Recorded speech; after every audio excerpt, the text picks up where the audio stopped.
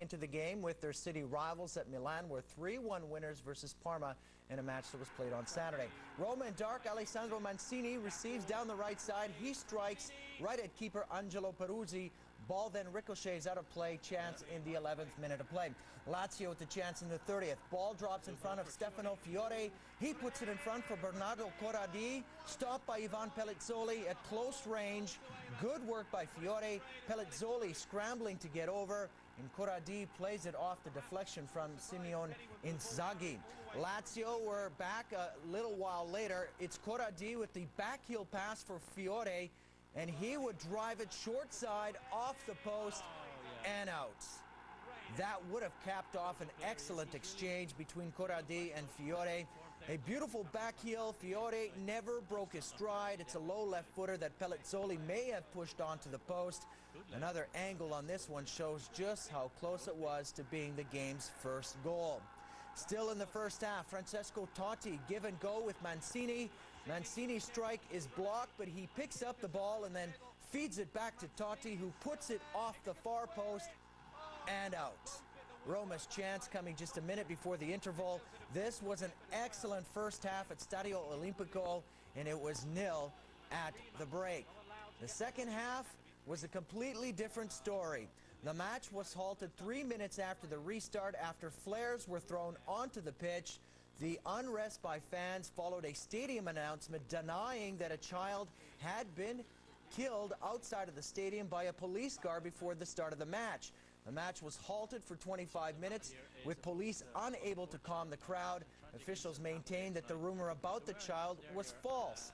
Both team players, managers, and staff gathered at center field to discuss the situation with referee Roberto Rossetti as flares rained down on riot police positioned underneath the south stand where a majority of AS Roma supporters were situated. After a lengthy delay during which tear gas and smoke billowed through the stadium, Italian League President Adriano Galliani ordered the match to be abandoned. He said that the final 42 minutes will be rescheduled at a later date. Outside, things calmed after sporadic skirmishes between fans and police. Police Department of Rome quickly denied the rumor of the death, saying that there was no foundation to it. It was indeed a sad day to a magical first half of football. Elsewhere, winless Ancona hosting Inter Milan. Inter in the light strip. Second half, Alvaro Recoba working like a madman, and he finds enough space. Marcon, and his shirt read, "Welcome Franquito, Nata Angere." A personal message from the Uruguayan. It's a powerful strike from Recoba that finds the inside on the left side, 1-0. Then it's Recoba delivering to Daniel Adani, 2-0 for the visitors. Goal in the 70th. Inter, out of the league race, look to secure a spot in Europe next season. Recoba with a beautiful delivery, and Adani, who's about 9 feet tall, leaps for the ball.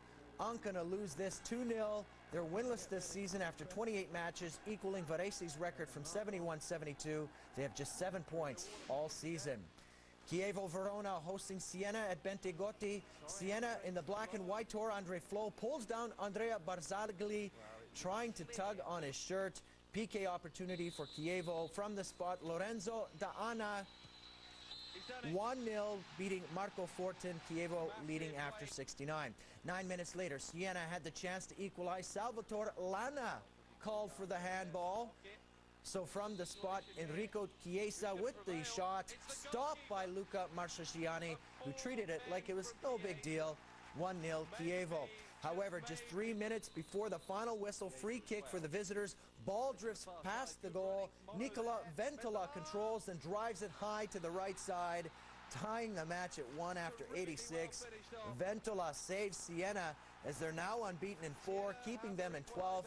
The points missed could come back to haunt Chievo, who may be fighting for Serie A safety later on in the season. Only manage a draw versus 4th from bottom Regina. AC Milan were up against 5th place Parma on Saturday. AC in dark, Giuseppe Pancaro receives down the left side, stops and sends the ball across. There's John Dahl Thomason making it 1-0 for Milan. Thomason's goal in the 33rd, beating Sebastian Frey. This is his 12th goal in Serie A on the season. Pancoro does a good job of picking out Thomason. It's a one-hopping header to the right side, and a good service. Clears two defenders. Good finish by the Dane Thomason, 1-0 at the half. Second half, Ricardo Kaká down the right side. He'll put it into high gear and blow around his Parma defender. Kaká squares it to Thomason, and it's 2-0 for Milan. Goal in the 52nd. It's his second, but most of the accolades are focused on the Brazilian Kaká. Thomason is just secondary at this goal. Kaká burns his way past Anthony Serie, and then he'll put the ball through the legs of Paulo Cannavaro. And then Thomason with the soft shoe goal, onside. Get a closer look at the pass from Kaká. This, after running half the field at high pace. Milan definitely looking good. Parma were not. This did not help matters. A bad pass later intercepted at midfield by Clarence Seedorf. A handball looking obvious here, but play continued. Seedorf to Thomason. Then Thomason with the ball rolls it for Andrei Shevchenko. 3-0 Milan. Goal in the 64th, albeit a controversial build-up. It was a bad ball through the middle, but Seedorf, was this a handball or not? Boy, it sure looked like it. He played on, fed Thomason, who unselfishly hits Shevchenko. And irregardless of the third goal, Milan already did enough as they beat Parma 3-1.